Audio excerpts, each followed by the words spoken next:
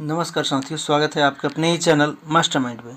साथियों, ये सीरीज़ जो है कि प्रीवियस ईयर से है। बीपीएससी के द्वारा 1993 से लेकर के 2022 तक जितने शिक्षक भर्ती के प्रश्न पूछे गए हैं उन सभी प्रश्नों का संग्रह है।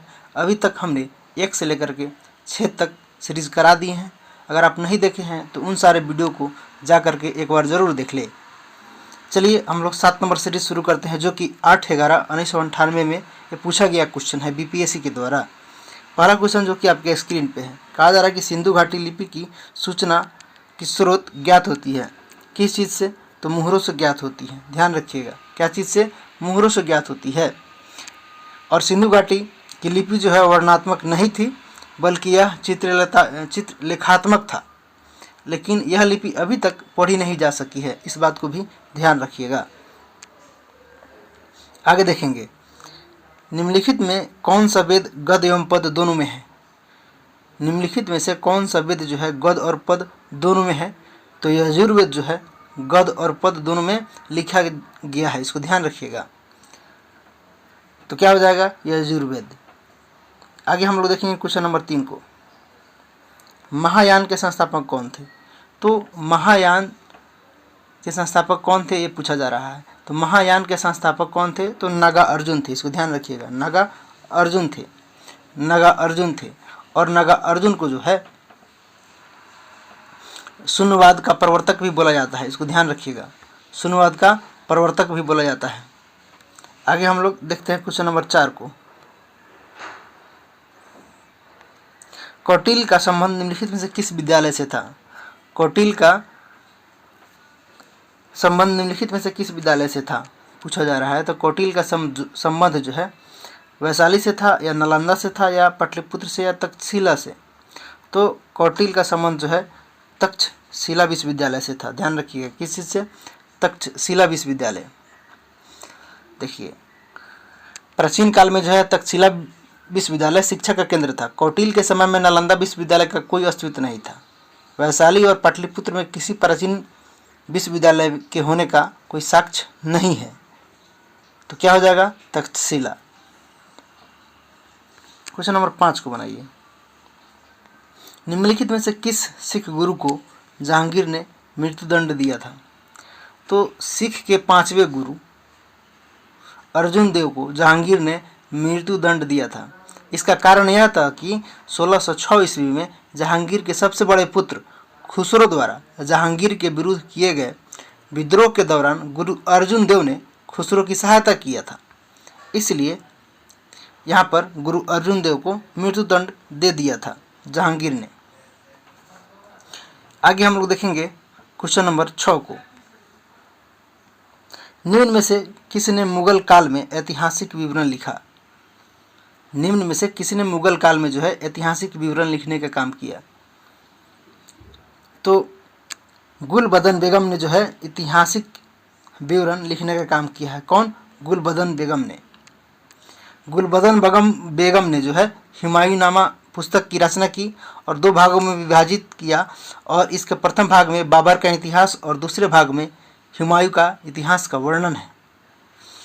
तो इसको ध्यान रखिएगा, कौन होगा? गुलबदन बेगम। आगे हम लोग देखते हैं क्वेश्चन नंबर 7 को, सिराजुद्दौला के साथ अंग्रेजों ने की थी। सिराजुद्दौला के साथ अंग्रेजों ने जो है अलीनगर की संधि की थी। 1756 ईस्वी में हुई ब्लैक होल की घटना के बाद मद्रास में रॉबर्ट क्लाइव के नेतृत्व में एक सेना बंगाल भेजी गई, और इस सेना के द्वारा जनवरी 1757 को कोलकाता पर अधिकार किए जाने के बाद बंगाल के तत्कालीन उस वक्त के नवाब सिराजुद्दौला के विरुद्ध जो है अंग्रेजों के द्वारा युद्ध की घोषणा कर दी गई। इसको ध्यान रखिएगा, ये अलीनगर की संधि होगा यहाँ पे सही जवाब। आगे हम लोग बढ़ते हैं, क्वेश्चन नंबर 8 को बनाते हैं, सती प्रथा का निषेध किया गया। सती प्रथा का जो है निषेध कब किया गया ये पूछा जा रहा है। तो सती प्रथा का जो है निषेध 1829 ईस्वी में जो है 1829 ईस्वी में जो है किया गया था। इसको ध्यान रखिएगा, 1829 ईस्वी में सती प्रथा का जो है निषेध किया गया था। आगे हम लोग बढ़ते हैं, क्वेश्चन नंबर 9 को बनाते हैं, पूना पैक्ट किसके मध्य हुआ? तो पूना पैक्ट जो है किसके किसके मध्य हुआ? गांधी और मैकडोनाल्ड के बीच, गांधी और क्रिप्स के बीच, अंबेडकर और मैकडोनाल्ड के बीच, अंबेडकर और गांधी के बीच। तो पूना पैक्ट जो है अंबेडकर और गांधी के बीच हुआ था, अंबेडकर और गांधी के बीच हुआ था, इसको ध्यान रखिएगा। आगे हम लोग बढ़ते हैं, क्वेश्चन नंबर 10 को बनाते हैं। 10 को देखिए, 10 में क्या कहा जा रहा है कि 1917 के कलकत्ता अधिवेशन में कांग्रेस के अध्यक्ष कौन थे, ये पूछा जा रहा है। 1917 के समय कलकत्ता में कांग्रेस के अध्यक्ष कौन थे? तो उस समय जो है अध्यक्ष एनी बेसेंट थी, इसको ध्यान रखिएगा, एनी बेसेंट थी। आगे हम लोग बढ़ेंगे, क्वेश्चन नंबर 11 को बनाते हैं। Poverty and un British rule India के लेखक कौन है? Poverty and un British rule India के लेखक कौन है? तो इसके लेखक कौन है? Poverty and un British rule India के लेखक दादा भाई नौरोजी है। उन्होंने जो है अपनी पुस्तक में जो है भारत की गरीबी के कारण अंग्रेज राज की शोषणकारी नीति तथा देश का धन ब्रिटेन भेजने को सारी बातें ने इस पुस्तक में बताया है। तो क्या हो जाएंगे? दादा भाई नौरोजी। 12 नंबर देखेंगे सवाल, कहा जा रहा है कि वंदे मातरम के प्रथम संपादक कौन थे? वंदे मातरम के जो है प्रथम संपादक कौन थे? तो प्रथम संपादक कौन थे? अरविंद घोष थे। यह जो है समाचार पत्र उग्रवादी विचारधारा के प्रसार में महत्वपूर्ण भूमिका निभाने का काम किया था। तो ध्यान रखिएगा, क्या हो जाएंगे? अरविंद घोष, वंदे मातरम के प्रथम संपादक अरविंद घोष। आगे हम लोग बढ़ते हैं, क्वेश्चन नंबर 13 को बनाते हैं। 13 देखिए, 13 में क्या कहा जा रहा है कि भारतीय स्वतंत्रता संग्राम निम्नलिखित घटनाओं के सही काल क्रम का कूट का चयन कीजिए। तो सविनय अवज्ञा आंदोलन जो है कब हुआ था? सविनय अवज्ञा आंदोलन ये 1930 में हुआ था, नोट आउट कर लीजिएगा, ये 1930 में हुआ था। और होम रूल जो है आंदोलन 1916 में हुआ था। और भारत छोड़ो आंदोलन कब हुआ था? तो 42 में हुआ था। और असहयोग आंदोलन कब हुआ था? तो 20 से 22 में हुआ था, 20 से 22 में हुआ था। तो सही क्रम जो है सजाना है। तो क्या हो जाएगा बताइए आप लोग? पहले तो 1916 होगा होम रूल लीग, तो पहले ऑप्शन 2 होगा। इसके बाद में क्या हो जाएगा बताइए? इसके बाद में जो है 2 होगा या इसके बाद में 3 होगा या 4 होगा बताइए? तो 2 पहले जो है 2 हो गया। आगे हम लोग देखते हैं ऑप्शन क्या दे रखा है, 2 के बाद 4 दे रखा है और 1 और 3। तो सही बात है, 4 इसलिए होगा क्योंकि असहयोग आंदोलन 1920 में हुआ था, 20 से 22 में हुआ था। तो क्या हो जाएंगे? 2, 4, 1, 3। आगे हम लोग देखते हैं, क्वेश्चन नंबर 14 को बनाते हैं। कह रहा है इन क्वेश्चन में कि कौन जो है युग्म सुमेलित नहीं है? सैंडर्स की हत्या कब हुई है? जनरल डायर की हत्या कब हुई है? अलीपुर षड्यंत्र कांड कब हुआ? काकोरी कांड कब हुआ? तो भारतीय राष्ट्रीय आंदोलन से इसको जो है आप लोग जरूर पढ़ लीजिए बढ़िया से। तो देखिए इसको हम लोग बनाते हैं। पूछा जा रहा है कि सुमेलित नहीं है। तो सैंडर्स की हत्या जो 1928 में हुआ था ये तो सही है, और जनरल डायर की हत्या 1932 में हुआ था ये भी सही है, और अलीपुर षड्यंत्र कांड जो है 1908 में हुआ था ये भी सही है। लेकिन काकोरी कांड जो है ये 1927 में नहीं हुआ था। तो इसलिए इसका सही जवाब काकोरी कांड हो जाएगा, ये सुमेलित नहीं है। देखिए क्या हुआ था कि भारत में क्रांतिकारी आंदोलन के जब दूसरे चरण की शुरुआत होती है 1924 में, लखनऊ में जो है क्रांतिकारी दलों द्वारा आयोजित सम्मेलन से होता है। उत्तर प्रदेश के क्रांतिकारियों द्वारा 9 अगस्त 1925 को काकोरी जाने वाली गाड़ी में जो है लूटपाट की, और इस घटना के बाद काकोरी कांड के नाम से जाने लगा। तो इसको ध्यान रखिएगा, ये घटना कब घटता है? तो 9 अगस्त 1925 को, 9 अगस्त 1925 को उत्तर प्रदेश के क्रांतिकारियों द्वारा 9 अगस्त 1925 को काकोरी जाने वाली गाड़ी में लूटपाट किया गया। तो ध्यान रखिएगा, ये सुमेलित नहीं है। आगे हम लोग बढ़ते हैं, क्वेश्चन नंबर 15 को बनाते हैं। भारत सरकार ने राष्ट्रगान को कब अधिग्रहित किया था? तो रविंद्रनाथ टैगोर द्वारा मूल रूप से बांग्ला भाषा में रचित संगीतबद्ध जो है जन गण मन हिंदी संस्करण को संविधान सभा द्वारा देश के राष्ट्रगान के रूप में 24 जनवरी 1950 को जो है औपचारिक रूप से अपना लिया गया। तो इसको ध्यान रखिएगा, क्या हो जाएगा 24 जनवरी 1950। क्वेश्चन नंबर 16 को बनाइए। हिंदुस्तान सोशलिस्ट रिपब्लिकन आर्मी का गठन किसने किया? तो हिंदुस्तान सोशलिस्ट रिपब्लिकन एसोसिएशन की स्थापना जो है चंद्रशेखर आज़ाद के नेतृत्व में सितंबर 1928 के दौरान दिल्ली के फिरोज शाह कोटला मैदान में किया गया था। तो ध्यान रखिएगा चंद्रशेखर आज़ाद हो जाएंगे। क्वेश्चन नंबर 17 को बनाइए। उच्चतम न्यायालय में भारत की प्रथम महिला न्यायाधीश बनी। तो उच्चतम न्यायालय में भारत की प्रथम महिला न्यायाधीश एम फातिमा बीबी थी, जो कि 1989 में बनी थी। ध्यान रखिएगा क्या हो जाएगा एम फातिमा बीबी, जो कि 1989 में बनी थी। कब? 1989 में। आगे हम लोग देखेंगे क्वेश्चन नंबर 18 को। 18 में क्या कहा जा रहा है कि किसी विधेयक के धन विधेयक होने का निर्णय कौन करता है? तो किसी भी विधेयक को धन विधेयक होने का निर्णय ये कौन करते हैं? तो लोकसभा अध्यक्ष करते हैं। इसको ध्यान रखिएगा। भारतीय संविधान के अनुच्छेद 110 के 3 के अनुसार किसी विधेयक का धन विधेयक होने का निर्णय लोकसभा अध्यक्ष करते हैं और उसका निर्णय अंतिम होता है। आगे हम लोग देखते हैं क्वेश्चन नंबर 19 को। 19 में क्या कहा जा रहा है कि भारतीय संविधान में मूल कर्तव्यों के प्रावधान की संस्तुति निम्नलिखित में से किसने की थी? तो भारतीय संविधान के मूल कर्तव्यों के प्रावधान की संस्तुति स्वर्ण सिंह समिति 1976 में की थी। इसको ध्यान रखिएगा। इस मूल संविधान में जो है इसका प्रावधान नहीं था, लेकिन इससे पूर्व जो है रूसी संविधान से लिया गया। अनुच्छेद 51 के 1 और भाग 4(1) में जो है 11 मूल कर्तव्यों का वर्णन है। तो ध्यान रखिएगा स्वर्ण सिंह समिति के द्वारा जो है लाया गया। 20 बताइए। आपातकाल की घोषणा निम्नलिखित में से किस अनुच्छेद में निहित है? तो आपातकाल की जो है घोषणा अनुच्छेद 352 में निहित है। इसको ध्यान रखिएगा। आगे हम लोग बढ़ते हैं क्वेश्चन नंबर जो है 21 को बनाते हैं।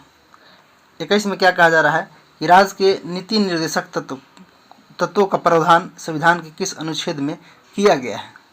तो संविधान के भाग 4 में अनुच्छेद 36 से 51 तक राज्य के नीति निर्देशक तत्वों का प्रावधान किया गया है। इसको ध्यान रखिएगा क्या हो जाएगा अनुच्छेद 36 से 51 तक नीति निर्देशक तत्व। आगे हम लोग बढ़ते हैं क्वेश्चन नंबर 22 को बनाते हैं। किस राज्य में सबसे पहले पंचायती राज प्रारंभ किया गया? किस राज्य में जो है सबसे पहले पंचायती राज प्रारंभ किया गया? तो आज़ादी के बाद 2 अक्टूबर 1959 को राजस्थान के नागौर में सबसे पहले पंचायती राज प्रारंभ किया गया था। तो ध्यान रखिएगा कहाँ? राजस्थान के नागौर में 2 अक्टूबर 1959 को। आगे हम लोग बढ़ते हैं क्वेश्चन नंबर 23 को बनाते हैं। 23 को आप लोग बताइए। 23 का क्या होगा जवाब?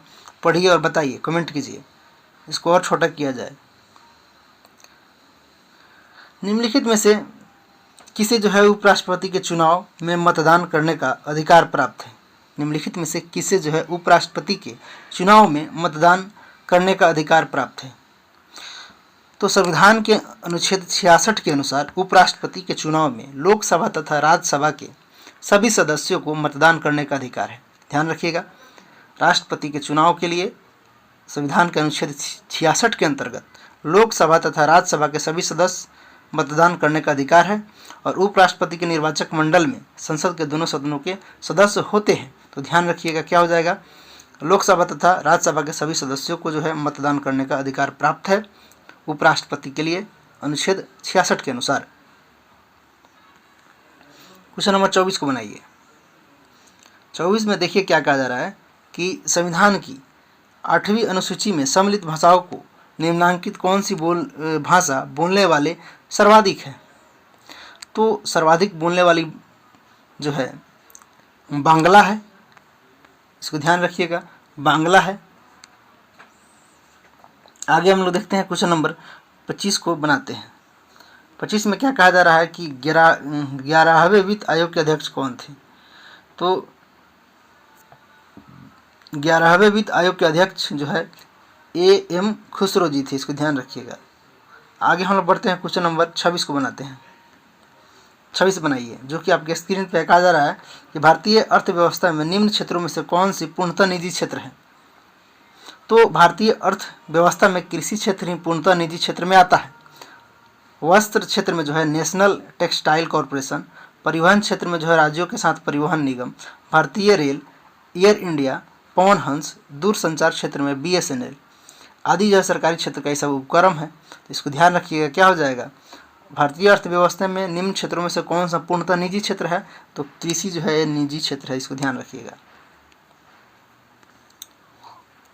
क्वेश्चन नंबर 27 को बनाइए, निम्नलिखित में से भारत के किस राज्य में साक्षरता प्रतिशत सर्वाधिक है। तो 2011 की जनगणना के अनुसार केरल राज्य में जो है साक्षरता प्रतिशत अधिक है, वहाँ जो है 94% है साक्षरता दर। ध्यान रखिए कितना, 94%। क्वेश्चन नंबर 28 को बनाइए, 9वीं जो है पंचवर्षीय योजना में आर्थिक विकास दर का लक्ष्य रखा गया है। 9वीं पंचवर्षीय योजना जो है 1997 से लेकर के 2002 के बीच होता है, इसको ध्यान रखिएगा। तो कितना लक्ष्य रखा गया था, तो इसमें जो है 7% का लक्ष्य रखा गया था। क्वेश्चन नंबर 29 को बनाएंगे, द्वितीय पंचवर्षीय योजना का मुख्य स्रोत, मुख्य जो है ध्येय था, क्या चीज़ था, ये पूछा जा रहा है। तो द्वितीय पंचवर्षीय योजना 1956 से लेकर के 61 ईस्वी के तहत तीव्र औद्योगिकरण पर बल दिया था। तो ध्यान रखिएगा, क्या हो जाएगा, तीव्र औद्योगिकरण विकास। क्वेश्चन नंबर 30 को बनाइए। 30 को देखिए, 30 में क्या कहा जा रहा है कि IRDP प्रारंभ जो है किया गया था। कहाँ किया गया था, ये पूछा जा रहा है। IRDP वर्ष 1968 से 69 में, 1970 से 78 में, वर्ष 1978 से 79 में, अक्टूबर 1980 में। तो ये पूछा जा रहा है कि IRDP प्रारंभ कब किया गया था। क्वेश्चन नंबर 30 को बताइए। तो देखिए, केंद्र के तहत जो है प्रायोजित एकीकृत ग्रामीण विकास कार्यक्रम, जिसको हम लोग IRDP कहते हैं, इसकी शुरुआत जो है 6ठी योजना अवधि में 2 अक्टूबर 1980 को किया गया था। तो ध्यान रखिएगा, क्या हो जाएंगे इसके आंसर, 1980 में। आगे हम लोग बढ़ते हैं, क्वेश्चन नंबर 31 को बनाते हैं। बिहार के 1998 और 99 के बजट में रुपए का घाटा दिखाया गया। कितना घाटा दिखाया गया, तो 538.64 करोड़ जो है रुपए का घाटा दिखाया गया था 1989 से 99 के बजट में बिहार के। क्वेश्चन नंबर 32 को बनाइए। 32 में क्या कहा जा रहा है कि डावा कुआ योजना संबंधित है। डावा कुआ जो है योजना किससे संबंधित है, तो डावा कुआ का आशय जो है शहरी क्षेत्रों में महिला एवं बाल विकास कार्यक्रम से संबंधित है। इसको ध्यान रखिएगा, क्या हो जाएंगे, शहरी महिलाओं को स्वरोजगार से। आगे हम लोग बढ़ते हैं, क्वेश्चन नंबर 33 को बनाते हैं। 33 में क्या कहा जा रहा है कि सुंदरवन डेल्टा बनाती है। सुंदरवन डेल्टा जो है क्या बनाती है, तो सुंदरवन डेल्टा जो है गंगा एवं ब्रह्मपुत्र जो है नदी सुंदरवन डेल्टा बनाती है। यह क्षेत्र रॉयल बंगाल टाइगर के लिए प्रसिद्ध है। इसको ध्यान रखिएगा, क्या हो जाएगा, गंगा नदी, गंगा एवं ब्रह्मपुत्र नदी मिलकर जो है सुंदरवन डेल्टा बनाती है, और यह रॉयल बंगाल टाइगर के नाम से भी प्रसिद्ध है। इसको ध्यान रखिएगा। क्वेश्चन नंबर 34 को बनाइए। निम्नलिखित में से किस राज्य में दुधवा नेशनल पार्क स्थित है। तो दुधवा नेशनल पार्क कहाँ है, तो उत्तर प्रदेश में स्थित है। यह देश का एक टाइगर रिजर्व भी है। इसको ध्यान रखिएगा, क्या हो जाएगा, उत्तर प्रदेश। क्वेश्चन नंबर 35 को बनाइए। निम्नलिखित में से कौन सा युग्म गलत है, यहाँ पे गलत ढूंढना है आपको। बिहार में thorium, Rajasthan sulphur, Karnataka chromite और केरल मोनाजाइट। तो बिहार में उस वक्त बिहार तो था, लेकिन अब जो है अलग हो गया है। तो यह प्रश्न जो है अप्रासंगिक है। उस वक्त अगर बात किया जाए तो बिहार के विभाजन और अलग झारखंड राज्य के निर्माण से पूर्व एकीकृत राज्य को संदर्भित है। तो अगर देखा जाए राजस्थान के बारे में, तो ये सल्फर यहाँ जो है गलत है, क्योंकि राजस्थान तांबे के उत्पादन के लिए प्रसिद्ध है। इसको ध्यान रखिएगा, क्या हो जाएगा, यहाँ 20 का आंसर हो जाएगा। राजस्थान में क्या मिलता है, तांबा मिलता है, सल्फर नहीं। आगे हम लोग देखेंगे क्वेश्चन नंबर 36 को बनाएंगे। चलवासी पाशुचरण निम्न में से कौन करते हैं? गद्दी या भूटिया या बकरवाल या उपयुक्त सभी? तो भारत में हिमालय के पर्वतीय क्षेत्रों में गद्दी, भूटिया, बकरवाल चलवासी पशुचरण का काम करते हैं। ये लोग जो है अपने पशुओं के साथ गर्मियों में मैदानी भाग में पर्वतीय चरागाह की ओर एवं शीतकाल में जो है पर्वतीय भाग में मैदानी चरागाहों की ओर प्रवास करते हैं। इनकी जो है गतिविधि को ऋतु प्रवास भी कहते हैं। तो ध्यान रखिएगा क्या हो जाएगा? उपयुक्त सभी। क्वेश्चन नंबर 37 को बनाइए। तेल और प्राकृतिक गैस आयोग ने 2 अन्य देशों में केंद्र खोले हैं, वे कौन कौन हैं? तो ब्रिटेन एवं कनाडा, ईरान एवं सऊदी अरब, मिस्र एवं ईरान। तो मिस्र और ईरान जो है उस वक्त खोला था, इसको ध्यान रखिएगा, अपना केंद्र प्राकृतिक गैस और तेल का। आगे हम लोग बढ़ते हैं, क्वेश्चन नंबर 38 को बनाते हैं। निम्नलिखित में से कौन सा युग्म सुमेलित नहीं है? तो चाय कहाँ मिलता है? असम में। चावल कहाँ मिलता है? बिहार में। रबड़ कहाँ? केरल में। गेहूँ कहाँ? उत्तर प्रदेश में। तो यहाँ देखना है कि कौन सुमेलित नहीं है। तो चावल के उत्पादन की दृष्टि से अगर देखा जाए तो पश्चिम बंगाल नंबर 1 आता है, लेकिन यहाँ पे चावल की जगह क्या दे रखा है? बिहार। तो ये गलत हो जाएगा, ये सुमेलित नहीं है, तो आंसर इसलिए बी हो जाएगा। आगे हम लोग बढ़ते हैं, क्वेश्चन नंबर 39 को बनाते हैं। 39 को देखेंगे। 39 में क्या कहा जा रहा है कि वह राज्य जहाँ मार्च 1998 में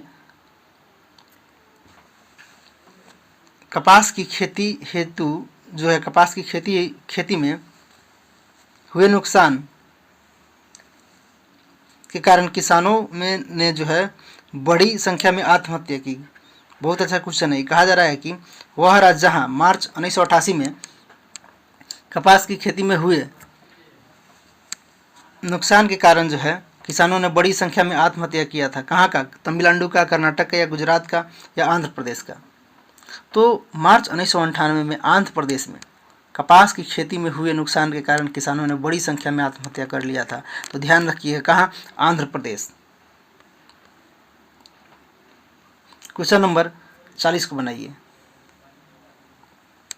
हनुमंतराव समिति की सिफारिश संबंधित है। हनुमंतराव समिति किस पर सिफारिश किस पर आधारित है, ये पूछा जा रहा है। तो ये जो है उर्वरक उद्योग से संबंधित है, इसको ध्यान रखिएगा। आगे हम लोग बढ़ते हैं, क्वेश्चन नंबर 41 को बनाते हैं। विश्व कप फुटबॉल 1998 में हैट्रिक लगाने वाले खिलाड़ी कौन है? तो विश्व कप फीफा वर्ल्ड कप 1998 में हैट्रिक लगाने वाले खिलाड़ी जो है कौन थे? अर्जेंटीना के ग्रेबिरियल था, इसको ध्यान रखिएगा। क्या हो जाएगा? ग्रेबिरियल। इसका आयोजन फ्रांस में हुआ था उस वक्त। क्वेश्चन नंबर 42 को बनाइए। सर्वाधिक एक दिवसीय अंतर्राष्ट्रीय क्रिकेट मैच खेलने वाले खिलाड़ी कौन है? तो मोहम्मद अजहरुद्दीन है, इसको ध्यान रखिएगा। आगे हम लोग बढ़ते हैं, क्वेश्चन नंबर 43 को बनाते हैं। लिएंडर पेस ने पहली एटीपी टूर टेनिस प्रतियोगिता निम्नांकित को हराकर जीता। किसको जीता हरा करके? तो निवेले गॉडविन को हरा करके जीता था उस वक्त। आगे हम लोग बढ़ते हैं, क्वेश्चन नंबर 44 को बनाते हैं। द इनसाइडर पुस्तक के लेखक कौन है? द इनसाइडर पुस्तक के लेखक जो है पूर्व प्रधानमंत्री पीवी नरसिम्हा राव है, इसको ध्यान रखिएगा। क्या हो जाएंगे? PV Narasimha Rao the insider पुस्तक लिखे हैं। आगे हम लोग बढ़ते हैं, क्वेश्चन नंबर 45 को बनाते हैं। भैंसा सिंगी नामक जनजाति कहाँ पाई जाती है? तो भैंसा सिंगी जनजाति कहाँ पाई जाती है? नागालैंड में पाई जाती है, इसको ध्यान रखिएगा। 46 को बनाइए। निम्न में से किसको वर्ष 1997 का दादा साहब फाल्के पुरस्कार दिया गया? तो कवि प्रदीप को जो है वर्ष 1997 का दादा साहब फाल्के पुरस्कार दिया गया था, इसको ध्यान रखिएगा। आगे हम लोग बढ़ते हैं, क्वेश्चन नंबर 47 को बनाते हैं। 1998 में स्वराज पाल को नियुक्त किया गया। 1998 में जो है स्वराज पाल को किस लिए नियुक्त किया गया था? तो स्वराज पाल भारतीय मूल के ब्रिटिश उद्योगपति थे। वे 1998 में लंदन एवं टेम्स वैली विश्वविद्यालय के कुलपति के रूप में नियुक्त किए गए थे। तो ध्यान रखिए, क्या हो जाएगा? लंदन के टेम्स वैली विश्वविद्यालय के कुलपति थे और ये भारतीय मूल के ब्रिटिश उद्योगपति थे। तो ध्यान रखिएगा। आगे हम लोग बढ़ते हैं, क्वेश्चन नंबर 48 को बनाते हैं।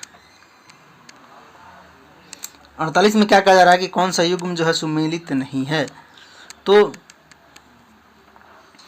देबू चौधरी सरोद। देबू जो चौधरी है ये सरोद नहीं बजाते थे, क्या बजाते थे, ये सितार बजाते थे, सितारवाद हो जाएगा। तो ये सुमिलित नहीं है, बाकी सब सुमिलित है। उस्ताद अल्लाह रखा जो है तबला बजाते थे, सही है। और जो है पंडित रविशंकर सितार बजाते थे, और बाल मुरली जो है कृष्ण वायलिन बजाते थे। तो ये सब सही है, लेकिन ये सही नहीं है, इसलिए इसका आंसर ए हो जाएगा, देबू चौधरी। आगे हम लोग बढ़ते हैं, क्वेश्चन नंबर 49 को बनाते हैं। 49 में क्या कहा जा रहा है कि निम्नलिखित में से पोखरण में किए गए नाभिकीय परीक्षण में कौन सी युक्ति हाइड्रोजन बम तकनीक का आधार है। तो हाइड्रोजन बम जो है संलयन की तकनीक पर, क्रिया पर आधारित होता है, इसको ध्यान रखिएगा, नाभिकीय संलयन पर बनाया जाता है। आगे हम लोग बढ़ते हैं, क्वेश्चन नंबर 50 को बनाते हैं। भारत के निजी क्षेत्र में पहला हवाई अड्डा निर्माणाधीन है, कौन है। तो पहला हवाई अड्डा, निजी क्षेत्र का पहला हवाई अड्डा कहाँ तक बना है, तो कोचीन में बना है, इसको ध्यान रखिएगा, कोचीन में। आगे हम लोग बढ़ते हैं, क्वेश्चन नंबर 51 को बनाते हैं। 51 में क्या कहा जा रहा है, बिहार स्थापना दिवस कब मनाया जाता है। तो बिहार स्थापना दिवस जो है 1 अप्रैल को मनाया जाता है, क्योंकि 1 अप्रैल 1912 को बिहार राज्य की स्थापना विधिवत उद्घाटन हुआ था, और 1 अप्रैल 1936 ईस्वी को बिहार से अलग उड़ीसा एक राज्य गठित हुआ, और 1 अप्रैल 1937 ईस्वी को 152 सदस्यों की बिहार विधानसभा की गठित होती है।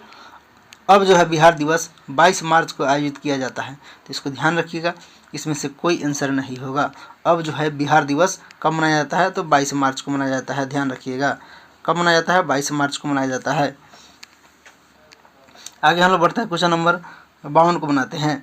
भारत ने अभी हाल ही में किस देश के विरुद्ध व्यापारिक प्रतिबंध समाप्त कर अपना उच्च आयोग खोलने का निर्णय लिया है। तो ये म्यांमार के समय जो है उस वक्त जो है अपना किया था, क्या चीज़, व्यापारिक प्रतिबंध लगा दिया था उस वक्त 1998 के करीब। आगे हम लोग बढ़ते हैं, क्वेश्चन नंबर 53 को बनाते हैं। जून 1998 में आए भीषण चक्रवात में से कौन सा बंदरगाह भारी क्षति का शिकार हुआ था। तो 1998 में गुजरात में आए भीषण चक्रवात से जो है कंडाला बंदरगाह भारी जो है क्षतिग्रस्त हो गया था, ध्यान रखिए, कंडाला कहाँ है, गुजरात में। आगे हम लोग बढ़ते हैं, क्वेश्चन नंबर 54 को बनाते हैं। भारत रत्न से सम्मानित प्रथम व्यक्ति कौन था। तो भारत रत्न से जो है सम्मानित प्रथम व्यक्ति कौन थे, तो सी राजगोपालाचारी, इसको ध्यान रखिएगा। आगे हम लोग बढ़ते हैं, क्वेश्चन नंबर 55 को बनाते हैं। 55 में क्या कहा जा रहा है, वही बात कि कौन सा सुमेलित नहीं है। अब देखिए, थल सेना दिवस सुमेलित नहीं है, या वायुसेना दिवस, या नौसेना दिवस, या शिक्षक दिवस। तो जो है भारतीय वायुसेना दिवस 8 अक्टूबर को मनाया जाता है, लेकिन यहाँ पे 6 अक्टूबर दे रखा है। 6 अक्टूबर को विश्व वन्य प्राणी दिवस मनाया जाता है। वैश्विक वायुसेना दिवस 8 अप्रैल को मनाया जाता है। तो यहाँ से वायुसेना दिवस ये सुमेलित नहीं है, इसको ध्यान रखिएगा। क्या हो जाएगा सही जवाब, 55, क्योंकि ये 8 अक्टूबर को मनाया जाता है। आगे हम लोग बढ़ते हैं, क्वेश्चन नंबर 56 को बनाते हैं। 11 ऑस्कर पुरस्कार जीतने वाली बहुचर्चित फिल्म टाइटैनिक के निर्देशक कौन है। 11 ऑस्कर पुरस्कार जीता था कौन, टाइटैनिक, और इसके निर्देशक कौन है, पूछा जा रहा है। तो इसके निर्देशक जो है 1997 में अमेरिकी फिल्म थी टाइटैनिक, इसके निर्देशक जेम्स कैमरॉन है, ध्यान रखिएगा, जेम्स कैमरॉन है। क्वेश्चन नंबर 57 को बनाइए। भारत की स्वतंत्रता की स्वर्ण जयंती के अवसर पर हेलो इंडिया नामक उत्सव देश ने आयोजित किया, कहाँ आयोजित किया था। तो उस वक्त जो है देश ग्रेट ब्रिटेन में आयोजित किया था, इसको ध्यान रखिएगा। क्वेश्चन नंबर 58 को बनाइए।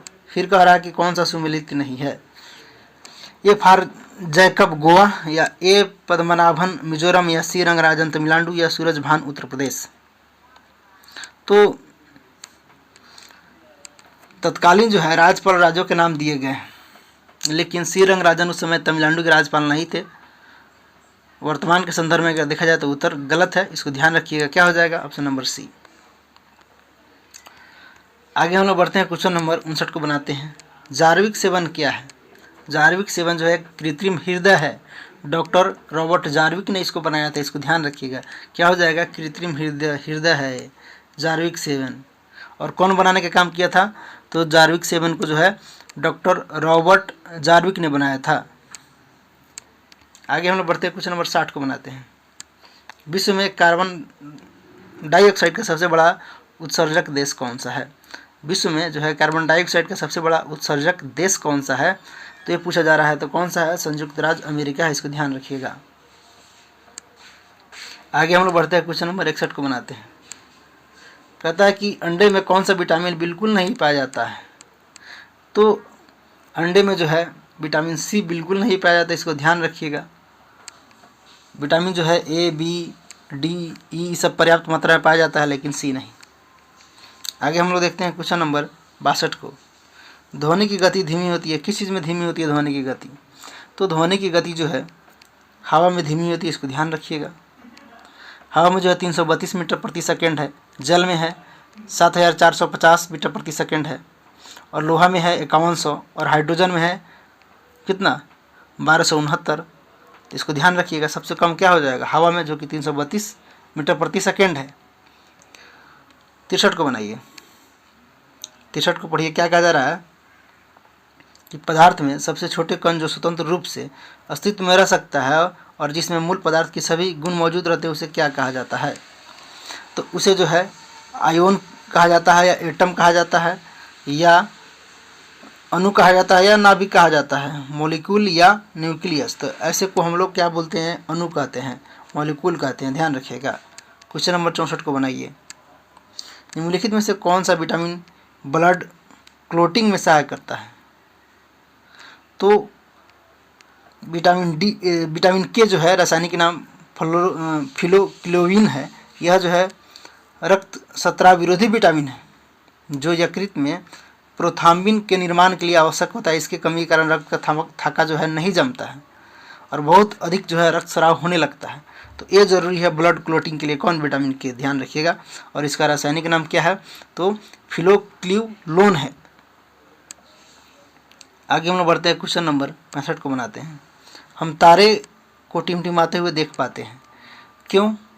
क्योंकि प्रकाश के अपवर्तन के कारण तारे टिमटिमाते हैं, इसको ध्यान रखिएगा। आगे हम लोग बढ़ते हैं, क्वेश्चन नंबर 66 को बनाते हैं। मांसपेशियों में कौन सा प्रमुख प्रोटीन पाया जाता है? तो मांसपेशियों में जो है मायोसिन प्रोटीन नामक पाया जाता है, इसको ध्यान रखिएगा। यह प्रोटीन एटीपी को अपघटित कर पेशी की ओर संकुचन के लिए क्रिया दोहराता है। तो क्या हो जाएगा? मायोसिन, जो कि प्रोटीन मांसपेशियों में पाया जाता है, मायोसिन, इसको ध्यान रखिएगा। कह रहा है नेक्स्ट क्वेश्चन, एक लड़का अपने पिता के कितने क्रोमोसोम विरासत के रूप में पाता है? तो एक लड़का अपने पिता के जो है कितने क्रोमोसोम? 22+Y क्रोमोसोम विरासत के रूप में पाता है, इसको ध्यान रखिएगा। आगे हम लोग बढ़ते हैं, क्वेश्चन नंबर 68 को बनाते हैं। निम्नलिखित में से कौन सा मानव के लिए उपयोगी है? फीता कृमि, केंचुआ, या सैंडवर्म, या रक्तवर्म?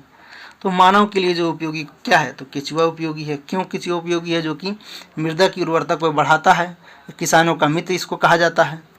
आगे हम लोग बढ़ते हैं, क्वेश्चन नंबर 69 को बनाते हैं। उपग्रह में से अंतरिक्ष यात्री को आकाश का रंग कैसा दिखाई पड़ता है? तो कैसा दिखाई पड़ता है? उपग्रह में से जो है अंतरिक्ष यात्री को आकाश का रंग काला दिखाई पड़ता है, इसको ध्यान रखिए। कैसा? काला, नीला नहीं मार दीजिएगा। आगे बढ़ाइए, क्वेश्चन नंबर 70 को बनाइए। अदरक का कौन सा हिस्सा खाया जाता है? कहा जा रहा है कि अदरक का कौन सा हिस्सा खाया जाता है? तो अदरक का जो हम लोग क्या खाते हैं, उसका तना ही ना खाते हैं, ध्यान रखिएगा। क्या चीज़? तना खाते हैं। 71 बताइए। वातावरण में सबसे प्रमुख गैस कौन सी होती है? नाइट्रोजन, कार्बन डाइऑक्साइड, हाइड्रोजन, या ऑक्सीजन? तो वातावरण में जो है सबसे ज़्यादा कौन होता है?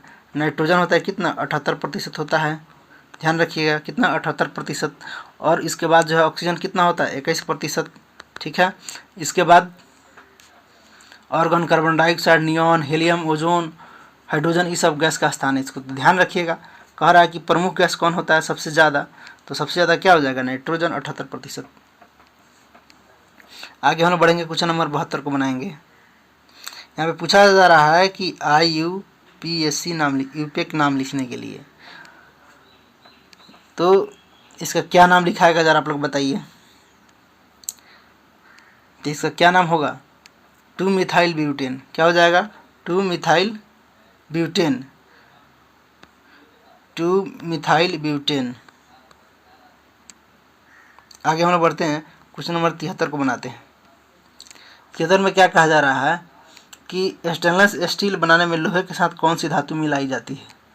तो स्टेनलेस स्टील बनाने के लिए लोहे के साथ निकेल को मिलाया जाता है, इसको ध्यान रखिए। किसको मिलाया जाता है? तो निकेल को मिलाया जाता है। लोहा में जो है 73% में जो है क्रोमियम 18% और निकेल 18% के साथ जो है 1% कार्बन भी मिलाया जाता है। तो इसको ध्यान रखिएगा, क्रोमियम भी मिलाया जाता है, निकेल भी मिलाया जाता है और कार्बन भी मिलाया जाता है स्टेनलेस से स्टील बनाने में, ध्यान रखिएगा। लेकिन यहाँ पे जो है सिर्फ निकेल दे रखा है, इसलिए वो हो जाएगा, नहीं तो नहीं दिए, अगर दिया रहता तो बहुत दिक्कत था। अगर 2 ऑप्शन दे देगा तो 1 से अधिक मारना पड़ेगा। तो स्टेनलेस स्टील बनाने के लिए लोहा चाहिए 73%, क्रोमियम चाहिए 18% और निकेल चाहिए 18% और 1% कार्बन को मिलाया जाता है। तो ध्यान रखिएगा इस पॉइंट को।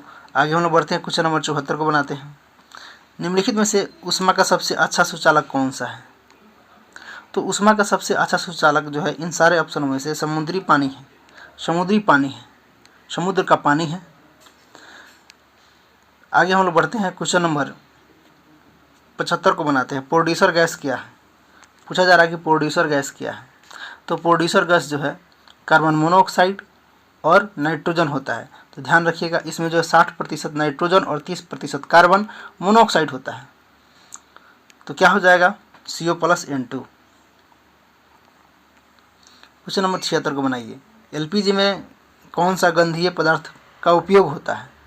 तो लिक्विड पेट्रोलियम गैस में जो है एथिल मर्केप्टेन नामक जो है गंधीय पदार्थ का प्रयोग होता है। इसको ध्यान रखिएगा, एथिल मर्केप्टेन। आगे हम लोग बढ़ते हैं, क्वेश्चन नंबर 77 को बनाते हैं। बिजली के लैंप का तंतु बना होता है, क्या चीज़ का बना होता है? एल्युमिनियम का, टंगस्टन का, चांदी का या लोहे का? तो बिजली का लैंप का तंतु जो है टंगस्टन का बना होता है। इसको ध्यान रखिए, क्या चीज़ का? टंगस्टन का। आगे हम लोग बढ़ते हैं, क्वेश्चन नंबर 78 को बनाते हैं। किसी चुंबक को गर्म करने से उसका चुंबक पर क्या असर पड़ता है? तो किसी चुंबक को गर्म करने पर उसका चुंबक तो जो है नष्ट हो जाता है। इसको ध्यान रखिएगा, जब किसी भी चुंबक को आप गर्म कीजिएगा तो क्या हो जाएगा? उसका चुंबक तो नष्ट हो जाएगा। क्या हो जाएगा? नष्ट हो जाएगा। आगे बढ़िए, क्वेश्चन नंबर 79 को बनाइए। निम्नलिखित में से कौन सा संश्लेषित जो है डिटर्जेंट है? ये पूछा जा रहा है। तो संश्लेषित डिटर्जेंट जो है कौन सा है? तो सोडियम एन डोडेसियल सल्फेट होता है। इसको ध्यान रखिएगा। क्वेश्चन नंबर 80 को बनाइए। निम्नलिखित में से कौन सा बायोगैस में उपस्थित नहीं है? निम्नलिखित में से कौन सा जो है बायोगैस में उपस्थित नहीं है, ये पूछा जा रहा है। तो क्लोरीन जो है ये बायोगैस में उपस्थित नहीं होता। इसको ध्यान रखिएगा, क्या हो जाएगा? क्लोरीन। क्वेश्चन नंबर 81 को बनाइए। बल का ऐसा ही मात्रक पूछा जा रहा है, आप लोग कमेंट करके बताइए क्या होगा। बल का ऐसा ही मात्रक जो है क्या होता है? तो न्यूटन होता है। इसको ध्यान रखिएगा, क्या होता है? न्यूटन होता है। क्वेश्चन नंबर 82 को बताइए। निम्नलिखित में से कौन सा रॉकेट प्रोपेलेंट यानी कि प्रणोदक की तरह से प्रयोग नहीं होता है? तो जो है हाइड्रोजन या मिथिल हाइड्रोजन या आयोडीन या हाइड्रोजन। तो आयोडीन जो है ये प्रणोदक की तरह प्रयोग नहीं होता है। इसको ध्यान रखिएगा। आगे हम लोग बढ़ते हैं, क्वेश्चन नंबर 83 को बनाते हैं। निम्नलिखित में से कौन सा रबर वल्केनाइजेशन के प्रयोग किया जाता है? तो रबर जो है वल्केनाइजेशन में सल्फर का प्रयोग किया जाता है। इस प्रक्रिया में रबर की प्रत्यास्थता एवं शक्ति बढ़ाने के लिए रबर को जो है सल्फर की उपस्थिति में गर्म किया जाता है और इस प्रकार का जो है रबर का उपयोग कर टायर में एवं बैटरी का आवरण बनाने के लिए किया जाता है। तो रबर वल्केनाइजेशन प्रक्रिया में सल्फर का उपयोग किया जाता है। ठीक है, ध्यान रखिएगा। आगे हम लोग बढ़ते हैं, क्वेश्चन नंबर 84 को बनाते हैं। बाह्य अंतरिक्ष में अस्थायी रूप से स्थित दूरदर्शी का नाम है। तो इसको हम लोग क्या बोलते हैं? हब्बल दूरदर्शी। ध्यान रखिए, क्या चीज़? हब्बल दूरदर्शी, हब्बल दूरदर्शी।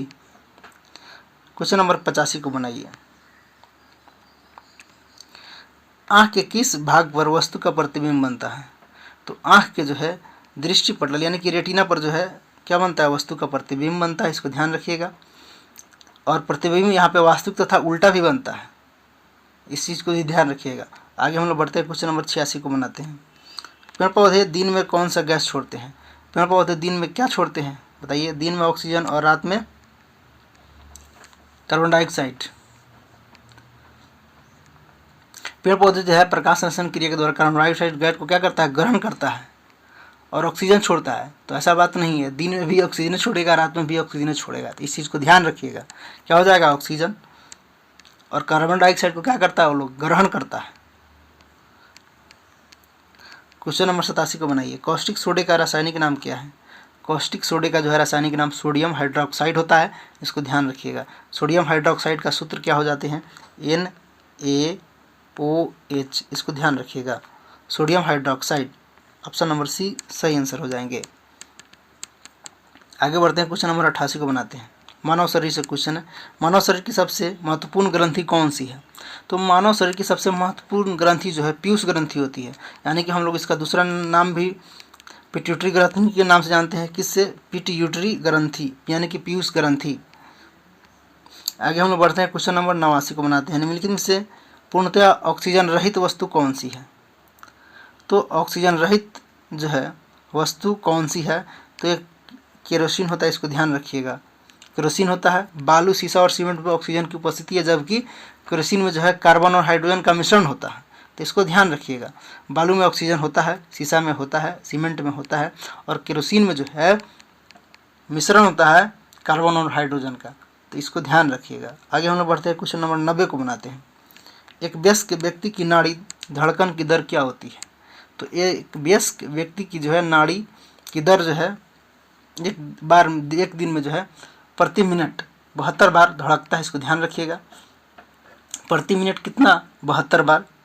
आगे हम लोग बढ़ते हैं, 91 को बनाते हैं।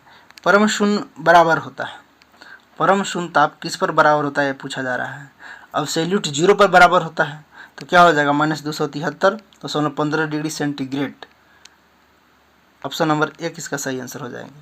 क्वेश्चन नंबर 92 को बताइए, सौरमंडल का सबसे चमकदार ग्रह कौन सा है?